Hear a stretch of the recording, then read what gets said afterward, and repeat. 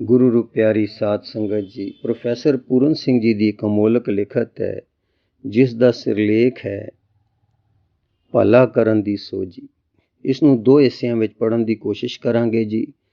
ਪਹਿਲੇ ਭਾਗ ਵਿੱਚ ਇਹ ਦਰਸਾਇਆ ਗਿਆ ਹੈ ਕਿ ਕਿਉਂ ਨਾਮ ਜਪਣ ਵਾਲੇ ਆਤਮ ਰਸੀਏ ਕਈ ਵਾਰੀ ਸੰਸਾਰ ਤੋਂ ਅਲਿਪਤ ਰਹਿਣਾ ਪਸੰਦ ਕਰਦੇ ਹਨ, ਇਕੱਲੇ ਰਹਿਣਾ ਪਸੰਦ ਕਰਦੇ ਹਨ। ਇਸ ਦਾ ਕੀ ਕਾਰਨ ਹੈ ਉਹ ਦਰਸਾਇਆ ਹੈ। ਤੇ ਦੂਸਰੇ ਹਿੱਸੇ ਵਿੱਚ ਇਹ ਦਰਸਾਇਆ ਹੈ ਕਿ ਜਿਹੜੇ ਸਿਮਰਨ ਵਾਲੇ ਪੁਰਸ਼ ਹੁੰਦੇ ਹਨ ਉਹਨਾਂ ਦੇ ਅੰਦਰ ਬੜਾ ਸੂਖਮ ਜਿਹਾ ਧਰਮ ਕੰਡਾ ਹੁੰਦਾ ਹੈ। ਭਾਵ ਉਹਨਾਂ ਦੀ ਆਪਣੀ ਇੱਕ ਸੂਖਮ ਦ੍ਰਿਸ਼ਟੀ ਹੁੰਦੀ ਹੈ ਜਿਸ ਨਾਲ ਸੰਸਾਰ ਨੂੰ, ਘਟਨਾਵਾਂ ਨੂੰ, ਪੁਸਤਕਾਂ ਨੂੰ, ਸਭ ਚੀਜ਼ ਨੂੰ ਆਪਣੇ ਦ੍ਰਿਸ਼ਟੀਕੋਣ ਤੋਂ ਪਰਖਦੇ ਹਨ ਤੇ ਉਹਨਾਂ ਦੇ ਸੁਭਾਅ ਨੂੰ ਦੁਨੀਆ ਵਾਲੇ ਸਮਝ ਨਹੀਂ ਸਕਦੇ। ਫਿਰ ਅੱਗੇ ਆਪ ਜੀ ਲਿਖਦੇ ਹਨ ਕਿ ਅਜਿਹੀਆਂ ਮਨੋਭਾਵਾਂ ਤੇ ਮਨੋਦਸ਼ਾਵਾਂ ਦਾ ਕੋਈ ਥਾਂ ਨਹੀਂ ਪਾ ਸਕਦੇ ਅਸੀਂ। ਜਦੋਂ ਇਹੋ ਜਿਹਾ ਮਨੋਭਾਵਾਂ ਵਾਲਾ ਪੁਰਖ ਕਦੀ ਕੋਈ ਪ੍ਰਾਚੀਨ ਪ੍ਰਬੰਧ ਦਾ ਸਿਰ ਫੋੜਨ ਲਈ ਅਤੇ ਉਸ ਦੀ ਥਾਂ ਨਵੇਂ ਨੂੰ ਸਥਾਪਿਤ ਕਰਨ ਲਈ ਉਸ ਦੀਆਂ ਚੋਟੀਆਂ ਨੂੰ ਆਪਣੇ ਪੈਰਾਂ ਹੇਠ ਮਧੋਲਦਾ ਹੈ ਤਾਂ ਵੀ ਅਸੀਂ ਉਸ ਦੇ ਰਹੱਸ ਨੂੰ ਜਾਣ ਨਹੀਂ ਸਕਦੇ।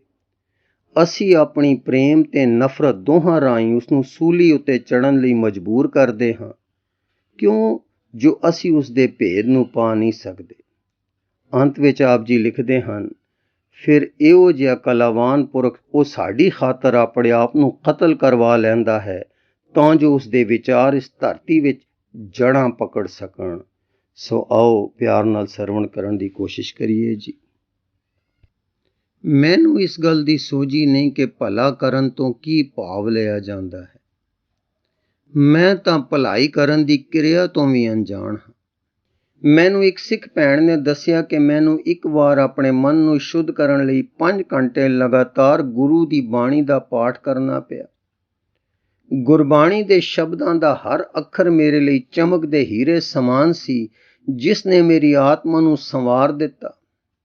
ਕਿੰਨੀ ਹੈਰਾਨੀ ਦੀ ਗੱਲ ਸੀ ਕਿ ਪ੍ਰਭੂ ਦੇ ਨਦਰ ਕਰਮ ਦੀਆਂ ਉਹਨਾਂ ਉਚਾਈਆਂ ਤੋਂ ਮੇਰੀ ਇਸ ਮਾਨਸਿਕ ਕੁੜੱਤਣ ਵਿੱਚ ਮੈਨੂੰ ਇਹ ਸ਼ਬਦ ਰੂਪੀ ਹੀਰੇ, ਪੰਨੇ ਤੇ ਪੱਥਰ ਗੀਟੇ ਹੀ ਜਾਪਦੇ ਸਨ।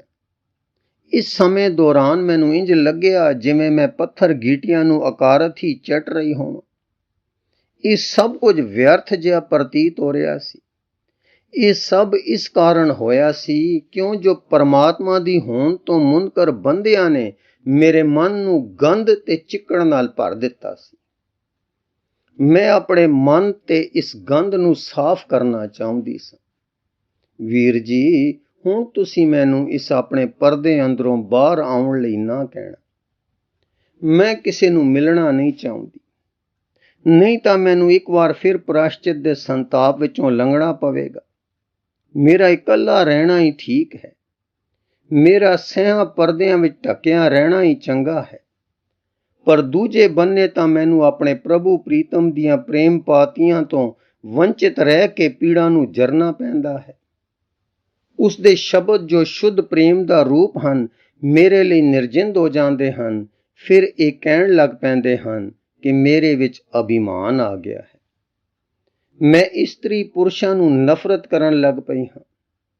ਪਰ ਵੀਰ ਜੀ, ਤੁਸੀਂ ਮੈਨੂੰ ਦੱਸੋ ਮੈਂ ਉਦੋਂ ਕੀ ਕਰਾਂ ਜਦੋਂ ਉਹ ਮੈਨੂੰ ਆ ਕੇ ਮਿਲਦੇ ਹਨ ਅਤੇ ਜਾਣੇ ਜਾਂ ਅਣਜਾਣੇ, ਅਚੇਤ ਜਾਂ ਸੁਚੇਤ ਰੂਪ ਵਿੱਚ ਮੇਰੀਆਂ ਸ਼ੁੱਧ ਭਾਵਨਾਵਾਂ ਨੂੰ ਲੁੱਟ ਲੈ ਜਾਂਦੇ ਹਨ ਜੋ ਮੇਰੇ ਲਈ ਮੇਰੀ ਸਭ ਤੋਂ ਸੁੰਦਰ ਵਸਤੂ ਹੈ। ਇਹੋ ਹੀ ਮੇਰੀ ਪਵਿੱਤਰਤਾ ਹੈ, ਮੇਰੀ ਇੱਜ਼ਤ ਤੇ ਪੱਤ ਹੈ। ਭਾਵੇਂ ਉਹਨਾਂ ਨੂੰ ਪਤਾ ਵੀ ਨਾ ਹੋਵੇ ਕਿ ਉਹਨਾਂ ਨੇ ਮੈਨੂੰ ਲੁੱਟ ਖੜਿਆ ਹੈ ਤੇ ਇਹ ਵੀ ਠੀਕ ਹੈ ਕਿ ਮੈਂ ਇਸ ਬਾਰੇ ਖੁੱਲ੍ਹ ਕੇ ਵਿਆਖਿਆ ਵੀ ਨਹੀਂ ਕਰ ਸਕਦੀ। ਪਰ ਵੀਰ ਜੀ, ਇਹ ਸੱਚ ਮੰਨੋ ਕਿ ਉਹਨਾਂ ਨੂੰ ਮਿਲਣ ਪਿੱਛੋਂ ਮੈਨੂੰ ਸੀਤਾ ਜੀ ਦੇ ਵਾਂਗ ਅਗਨੀ ਪ੍ਰੀਖਿਆ ਵਿੱਚੋਂ ਵੀ ਗੁਜ਼ਰਨਾ ਪੈਂਦਾ ਹੈ। ਜਿਨ੍ਹਾਂ ਨੇ ਇਹਨਾਂ ਓਪਰੇ ਬੰਦਿਆਂ ਨੂੰ ਮਿਲਣਾ ਹੈ ਪਏ ਮਿਲਦੇ ਰਹਿਣ। ਮੈਨੂੰ ਤਾਂ ਉਹਨਾਂ ਨੂੰ ਮਿਲਣ ਦੀ ਕੋਈ ਲੋੜ ਨਹੀਂ ਹੈ, ਨਾ ਹੀ ਉਹ ਮੈਥੋਂ ਕੁਝ ਲੱਭ ਸਕਦੇ ਹਨ। ਮੇਰੀ ਆਤਮਾ ਤਾਂ ਆਪਣੇ ਪਰਦਿਆਂ ਹੇਠ ਹੀ ਉੱਡਦੀ ਰਹਿੰਦੀ ਹੈ। ਵੀਰ ਜੀ, ਜੇ ਮੈਂ ਇੰਜ ਦੂਜਿਆਂ ਦਾ ਭਲਾ ਕਰਨ ਲੱਗ ਪਵਾਂ ਤਾਂ ਇਸ ਲਈ ਮੈਨੂੰ ਸਖਤ ਮਿਹਨਤ ਕਰਨੀ ਪੈਂਦੀ ਹੈ ਤੇ ਘਣਾ ਕਸ਼ਟ ਝੱਲਣਾ ਪੈਂਦਾ ਹੈ। ਮੈਂ ਤਾਂ ਅਜਿਹਾ ਕੁਝ ਨਹੀਂ ਕਰ ਸਕਦੀ। ਮੇਰੀ ਅੰਦਰਲੀ ਪ੍ਰੇਮ ਦੀ ਅਵਸਥਾ ਦੀ ਦਸ਼ਾ ਕੁਝ ਇਹੋ ਜਿਹੀ ਬਣ ਗਈ ਹੈ ਜਿਸ ਨੇ ਮੈਨੂੰ ਇਸ ਤਰ੍ਹਾਂ ਬਣਨ ਲਈ ਮਜਬੂਰ ਕਰ ਦਿੱਤਾ ਹੈ। ਹਾਂਜੀ, ਫਿਰ ਦੁਹਰਾ ਦੇਈਏ। ਮੈਨੂੰ ਇੱਕ ਸਿੱਖ ਭੈਣ ਨੇ ਦੱਸਿਆ ਕਿ ਮੈਨੂੰ ਇੱਕ ਵਾਰ ਆਪਣੇ ਮਨ ਨੂੰ ਸ਼ੁੱਧ ਕਰਨ ਲਈ 5 ਘੰਟੇ ਲਗਾਤਾਰ ਗੁਰੂ ਦੀ ਬਾਣੀ ਦਾ ਪਾਠ ਕਰਨਾ ਪਿਆ। ਗੁਰਬਾਣੀ ਦੇ ਸ਼ਬਦਾਂ ਦਾ ਹਰ ਅੱਖਰ ਮੇਰੇ ਲਈ ਚਮਕਦੇ ਹੀਰੇ ਸਮਾਨ ਸੀ, ਜਿਸ ਨੇ ਮੇਰੀ ਆਤਮਾ ਨੂੰ ਸੰਵਾਰ ਦਿੱਤਾ। ਕਿੰਨੀ ਹੈਰਾਨੀ ਦੀ ਗੱਲ ਸੀ ਕਿ ਪ੍ਰਭੂ ਦੇ ਨਦਰ ਕਰਮ ਦੀਆਂ ਉਹਨਾਂ ਉਚਾਈਆਂ ਤੋਂ ਮੇਰੀ ਇਸ ਮਾਨਸਿਕ ਕੁੜੱਤਣ ਵਿੱਚ ਮੈਨੂੰ ਇਹ ਸ਼ਬਦ ਰੂਪੀ ਹੀਰੇ, ਪੰਨੇ ਤੇ ਪੱਥਰ ਗੀਟੇ ਹੀ ਜਾਪਦੇ ਸਨ। ਇਸ ਸਮੇਂ ਦੌਰਾਨ ਮੈਨੂੰ ਇੰਜ ਲੱਗਿਆ ਜਿਵੇਂ ਮੈਂ ਪੱਥਰ ਗੀਟਿਆਂ ਨੂੰ ਅਕਾਰਤ ਹੀ ਚੱਟ ਰਹੀ ਹੋਵਾਂ। ਇਹ ਸਭ ਕੁਝ ਵਿਅਰਥ ਜਿਹਾ ਪ੍ਰਤੀਤ ਹੋ ਰਿਹਾ ਸੀ। ਇਹ ਸਭ ਇਸ ਕਾਰਨ ਹੋਇਆ ਸੀ ਕਿਉਂ ਜੋ ਪਰਮਾਤਮਾ ਦੀ ਹੋਂਦ ਤੋਂ ਮੁਨਕਰ ਬੰਦਿਆਂ ਨੇ ਮੇਰੇ ਮਨ ਨੂੰ ਗੰਧ ਤੇ ਚਿੱਕੜ ਨਾਲ ਭਰ ਦਿੱਤਾ ਸੀ। ਮੈਂ ਆਪਣੇ ਮਨ ਤੇ ਇਸ ਗੰਧ ਨੂੰ ਸਾਫ਼ ਕਰਨਾ ਚਾਹੁੰਦੀ ਸਾਂ। ਵੀਰ ਜੀ, ਹੁਣ ਤੁਸੀਂ ਮੈਨੂੰ ਇਸ ਆਪਣੇ ਪਰਦੇ ਅੰਦਰੋਂ ਬਾਹਰ ਆਉਣ ਲਈ ਨਾ ਕਹਿਣਾ। ਮੈਂ ਕਿਸੇ ਨੂੰ ਮਿਲਣਾ ਨਹੀਂ ਚਾਹੁੰਦੀ, ਨਹੀਂ ਤਾਂ ਮੈਨੂੰ ਇੱਕ ਵਾਰ ਫਿਰ ਪ੍ਰਾਸ਼ਚਿਤ ਦੇ ਸੰਤਾਪ ਵਿੱਚੋਂ ਲੰਘਣਾ ਪਵੇਗਾ। ਮੇਰਾ ਇਕੱਲਾ ਰਹਿਣਾ ਹੀ ਠੀਕ ਹੈ। ਮੇਰਾ ਸਿਆਂ ਪਰਦਿਆਂ ਵਿੱਚ ਢੱਕਿਆ ਰਹਿਣਾ ਹੀ ਚੰਗਾ ਹੈ। ਪਰ ਦੂਜੇ ਬੰਨੇ ਤਾਂ ਮੈਨੂੰ ਆਪਣੇ ਪ੍ਰਭੂ ਪ੍ਰੀਤਮ ਦੀਆਂ ਪ੍ਰੇਮ ਪਾਤੀਆਂ ਤੋਂ ਵੰਚਿਤ ਰਹਿ ਕੇ ਪੀੜਾ ਨੂੰ ਜਰਨਾ ਪੈਂਦਾ ਹੈ। ਉਸ ਦੇ ਸ਼ਬਦ ਜੋ ਸ਼ੁੱਧ ਪ੍ਰੇਮ ਦਾ ਰੂਪ ਹਨ, ਮੇਰੇ ਲਈ ਨਿਰਜਿੰਦ ਹੋ ਜਾਂਦੇ ਹਨ। ਫਿਰ ਇਹ ਕਹਿਣ ਲੱਗ ਪੈਂਦੇ ਹਨ ਕਿ ਮੇਰੇ ਵਿੱਚ ਅਭਿਮਾਨ ਆ ਗਿਆ ਹੈ। ਮੈਂ ਇਸਤਰੀ ਪੁਰਸ਼ਾਂ ਨੂੰ ਨਫ਼ਰਤ ਕਰਨ ਲੱਗ ਪਈ ਹਾਂ। ਪਰ ਵੀਰ ਜੀ, ਤੁਸੀਂ ਮੈਨੂੰ ਦੱਸੋ, ਮੈਂ ਉਦੋਂ ਕੀ ਕਰਾਂ ਜਦੋਂ ਉਹ ਮੈਨੂੰ ਆ ਕੇ ਮਿਲਦੇ ਹਨ ਅਤੇ ਜਾਣੇ ਜਾਂ ਅਣਜਾਣੇ, ਅਚੇਤ ਜਾਂ ਸੁਚੇਤ ਰੂਪ ਵਿੱਚ ਮੇਰੀਆਂ ਸ਼ੁੱਧ ਭਾਵਨਾਵਾਂ ਨੂੰ ਲੁੱਟ ਲੈ ਜਾਂਦੇ ਹਨ, ਜੋ ਮੇਰੇ ਲਈ ਮੇਰੀ ਸਭ ਤੋਂ ਸੁੰਦਰ ਵਸਤੂ ਹੈ। ਇਹੋ ਹੀ ਮੇਰੀ ਪਵਿੱਤਰਤਾ ਹੈ, ਮੇਰੀ ਇੱਜ਼ਤ ਤੇ ਪੱਤ ਹੈ। ਭਾਵੇਂ ਉਹਨਾਂ ਨੂੰ ਪਤਾ ਵੀ ਨਾ ਹੋਵੇ ਕਿ ਉਹਨਾਂ ਨੇ ਮੈਨੂੰ ਲੁੱਟ ਖੜਿਆ ਹੈ, ਤੇ ਇਹ ਵੀ ਠੀਕ ਹੈ ਕਿ ਮੈਂ ਇਸ ਬਾਰੇ ਖੁੱਲ੍ਹ ਕੇ ਵਿਆਖਿਆ ਵੀ ਨਹੀਂ ਕਰ ਸਕਦੀ। ਪਰ ਵੀਰ ਜੀ, ਇਹ ਸੱਚ ਮੰਨੋ ਕਿ ਉਹਨਾਂ ਨੂੰ ਮਿਲਣ ਪਿੱਛੋਂ ਮੈਨੂੰ ਸੀਤਾ ਜੀ ਦੇ ਵਾਂਗ ਅਗਨੀ ਪ੍ਰੀਖਿਆ ਵਿੱਚੋਂ ਵੀ ਗੁਜ਼ਰਨਾ ਪੈਂਦਾ ਹੈ। ਜਿਨ੍ਹਾਂ ਨੇ ਇਹਨਾਂ ਓਪਰੇ ਬੰਦਿਆਂ ਨੂੰ ਮਿਲਣਾ ਹੈ, ਪਏ ਮਿਲਦੇ ਰਹਿਣ। ਮੈਨੂੰ ਤਾਂ ਉਹਨਾਂ ਨੂੰ ਮਿਲਣ ਦੀ ਕੋਈ ਲੋੜ ਨਹੀਂ ਹੈ, ਨਾ ਹੀ ਉਹ ਮੈਥੋਂ ਕੁਝ ਲੱਭ ਸਕਦੇ ਹਨ। ਮੇਰੀ ਆਤਮਾ ਤਾਂ ਆਪਣੇ ਪਰਦਿਆਂ ਹੇਠ ਹੀ ਉੱਡਦੀ ਰਹਿੰਦੀ ਹੈ। ਵੀਰ ਜੀ, ਜੇ ਮੈਂ ਇੰਜ ਦੂਜਿਆਂ ਦਾ ਭਲਾ ਕਰਨ ਲੱਗ ਪਵਾਂ ਤਾਂ ਇਸ ਲਈ ਮੈਨੂੰ ਸਖਤ ਮਿਹਨਤ ਕਰਨੀ ਪੈਂਦੀ ਹੈ ਤੇ ਘਣਾ ਕਸ਼ਟ ਝੱਲਣਾ ਪੈਂਦਾ ਹੈ। ਮੈਂ ਤਾਂ ਅਜਿਹਾ ਕੁਝ ਨਹੀਂ ਕਰ ਸਕਦੀ। ਮੇਰੀ ਅੰਦਰਲੀ ਪ੍ਰੇਮ ਦੀ ਅਵਸਥਾ ਦੀ ਦਸ਼ਾ ਕੁਝ ਇਹੋ ਜਿਹੀ ਬਣ ਗਈ ਹੈ ਜਿਸ ਨੇ ਮੈਨੂੰ ਇਸ ਤਰ੍ਹਾਂ ਬਣਨ ਲਈ ਮਜਬੂਰ ਕਰ ਦਿੱਤਾ ਹੈ। ਇੱਕ ਹੋਰ ਸਿੱਖ ਸੁਹਾਣੀ ਨੇ, ਜੋ ਕਿ ਉੱਚ ਆਤਮਾ ਦੀ ਸੁਆਮੀ ਸੀ, ਆਪਣੇ ਗੁਆਂਢੀਆਂ ਨੂੰ ਆਪਣੇ ਤਪਦੇ ਤੰਦੂਰ ਉੱਤੇ ਕਦੀ ਆ ਕੇ ਰੋਟੀਆਂ ਨਹੀਂ ਸਨ ਪਕਾਉਣ ਦਿੱਤੀਆਂ। ਇਸ ਦੀ ਬਜਾਏ ਉਹ ਉਹਨਾਂ ਦੇ ਗੁੰਨੇ ਹੋਏ ਆਟੇ ਦੀ ਪਰਾਤ ਲੈ ਲੈਂਦੀ ਤੇ ਆਪ ਉਹਨਾਂ ਨੂੰ ਤੰਦੂਰ ਵਿੱਚ ਰੋਟੀਆਂ ਲਾ ਕੇ ਦੇ ਦਿੰਦੀ। ਇੰਜ ਉਸ ਨੂੰ ਦੂਜੇ ਦੀਆਂ ਰੋਟੀਆਂ ਪਕਾਉਣ ਵਿੱਚ ਵਾਧੂ ਮਿਹਨਤ ਕਰਨੀ ਪੈਂਦੀ ਅਤੇ ਦੂਜਿਆਂ ਲਈ ਆਪਣਾ ਮੁੜਕਾ ਡੋਲਣਾ ਪੈਂਦਾ।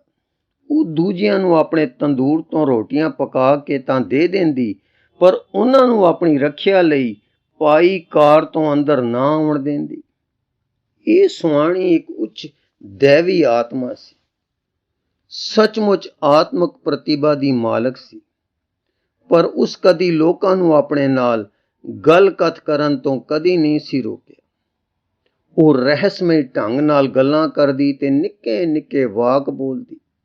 ਇੱਕ ਵਾਰ ਜਦੋਂ ਕਿਸੇ ਓਪਰੇ ਬੰਦੇ ਨੇ ਉਸ ਤੋਂ ਆ ਕੇ ਪੁੱਛਿਆ, ਭੈਣ ਜੀ, ਤੁਸੀਂ ਆਪ ਕਸ਼ਟ ਝੱਲ ਕੇ ਉਹਨਾਂ ਨੂੰ ਰੋਟੀਆਂ ਪਕਾ ਕੇ ਦਿੰਦੇ ਹੋ, ਤੁਸੀਂ ਉਹਨਾਂ ਨੂੰ ਹੀ ਆਪਣੇ ਤੰਦੂਰ ਤੇ ਆ ਕੇ ਰੋਟੀਆਂ ਕਿਉਂ ਨਹੀਂ ਪਕਾਉਣ ਦਿੰਦੇ? ਤਾਂ ਉਸ ਸੁਆਣੀ ਨੇ ਕੋਮਲ ਭਾਵਾਂ ਵਿੱਚ ਉੱਤਰ ਦਿੱਤਾ, ਵੀਰ ਜੀ, ਉਹ ਅੰਦਰ ਆ ਕੇ ਮੇਰੇ ਤੰਦੂਰ ਨੂੰ ਫਜ਼ੂਲ ਦੀਆਂ ਗੱਪਾਂ ਨਾਲ ਭਰ ਦਿੰਦੇ ਹਨ। ਜਦੋਂ ਆਰੰਭਕ ਕਾਲ ਦੇ ਈਸਾਈ ਆਪਣੇ ਸਵੈ ਰੱਖਿਆ ਲਈ ਤੁਰੇ ਜਾਂਦੇ ਹਵਾ ਵਿੱਚ ਸੂਲੀ ਦਾ ਚਿੰਨ੍ਹ ਆਪਣੇ ਹੱਥਾਂ ਨਾਲ ਹੀ ਬਣਾ ਲੈਂਦੇ ਸਨ, ਉਹ ਉਹਨਾਂ ਦੇ ਪ੍ਰਭਾ ਮੰਡਲ ਵਿੱਚ ਦਾਖਲ ਹੋ ਕੇ ਇਸ ਨੂੰ ਭ੍ਰਸ਼ਟ ਕਰਨ ਵਾਲੇ ਦੂਜੇ ਲੋਕਾਂ ਦੇ ਭੂਤਾਂ ਤੋਂ ਭਲੀ ਪ੍ਰਕਾਰ ਜਾਣੂ ਸਨ। ਇੱਥੋਂ ਤੱਕ ਕਿ ਕੋਈ ਚਿੱਤਰਕਾਰ ਵੀ ਆਪਣੀ ਤੂਲਕਾਂ ਨੂੰ ਕਿਸੇ ਦੂਜੇ ਦੇ ਹੱਥ ਵਿੱਚ ਦੇਣ ਲਈ ਤਿਆਰ ਨਹੀਂ ਹੁੰਦਾ। ਇਸੇ ਤਰ੍ਹਾਂ ਇੱਕ ਲੇਖਕ ਆਪਣੀ ਕਲਮ ਨੂੰ ਸਾਂਭ ਰੱਖਦਾ ਸੀ। ਐਮਰਸਨ ਤਾਂ ਇੱਥੋਂ ਤੱਕ ਕਹਿੰਦਾ ਹੈ ਕਿ ਉਸ ਦੇ ਕਮਰੇ ਵਿੱਚ ਕੋਈ ਓਪਰੇ ਬੰਦੇ ਆ ਜਾਣ ਤਾਂ ਇੱਕ ਸੱਚਾ ਕਲਾਕਾਰ ਉਹਨਾਂ ਤੋਂ ਤੰਗ ਆ ਜਾਂਦਾ ਹੈ। ਉਹ ਨਹੀਂ ਚਾਹੁੰਦਾ ਕਿ ਮਾਯੂਸ ਤੇ ਨਿਰਾਸ਼ ਲੋਕ, ਜਿਨ੍ਹਾਂ ਦੇ ਮਨ ਰੋਲ ਕਚੋਲੇ ਦੇ ਗੰਧ ਗੁੱਦੜ ਨਾਲ ਭਰੇ ਹੋਏ ਹਨ, ਉਸ ਦੇ ਮਨ ਕੁੰਜ ਅਰਥਾਤ ਕਮਰੇ ਦੇ ਸਵੱਛ ਵਾਤਾਵਰਣ ਨੂੰ ਆ ਕੇ ਗੰਧਾਲ ਦੇਣ। ਇਹ ਗੱਲ ਭਾਵੇਂ ਦੁਬਾਜਰਿਆਂ ਵਾਲੀ ਜਾਪਦੀ ਹੈ। ਆਮ ਲੋਕ ਇਸ ਨੂੰ ਕੁਲੀਨ ਤੰਤਰੀ ਪ੍ਰਵਿਰਤੀ ਹੀ ਕਹਿਣਗੇ, ਪਰ ਜਿਹੜੇ ਲੋਕ ਆਪਣੇ ਅੰਦਰਲੇ ਆਤਮਿਕ ਵਾਤਾਵਰਣ ਅਤੇ ਨੈਤਿਕ ਰੁਚੀ ਨੂੰ ਸੁਰੱਖਿਅਤ ਰੱਖਣ ਲਈ ਸਖਤ ਮਿਹਨਤ ਕਰਦੇ ਹਨ, ਉਹ ਲੋਕਾਂ ਦੀ ਇਸ ਜਨਵਾਦੀ ਹਮਦਰਦੀ ਵਿੱਚ ਆਪਣੀ ਸੁਨਿਸ਼ਚਿਤ ਕਾਰ ਖੇਤਰ ਜੋ ਉਹਨਾਂ ਨੇ ਸਖਤ ਮਿਹਨਤ ਨਾਲ ਉਸਾਰੀ ਹੁੰਦੀ ਹੈ ਨੂੰ ਦੂਸ਼ਿਤ ਨਹੀਂ ਹੋਣ ਦਿੰਦੇ। ਇਹ ਇਸ ਤਰ੍ਹਾਂ ਦੀ ਗੱਲ ਹੈ ਜਿਵੇਂ ਪ੍ਰਭੂ ਯਿਸੂ ਨੇ ਕਦੀ ਫਰਮਾਇਆ ਸੀ ਕਿ ਇਹ ਤਾਂ ਸੂਰਾਂ ਅੱਗੇ ਮੋਤੀ ਪਰੋਸਣ ਵਾਲੀ ਗੱਲ ਹੈ। ਹਾਂਜੀ, ਇਹ ਗੱਲ ਭਾਵੇਂ ਦੁਬਾਜਰਿਆਂ ਵਾਲੀ ਜਾਪਦੀ ਹੈ।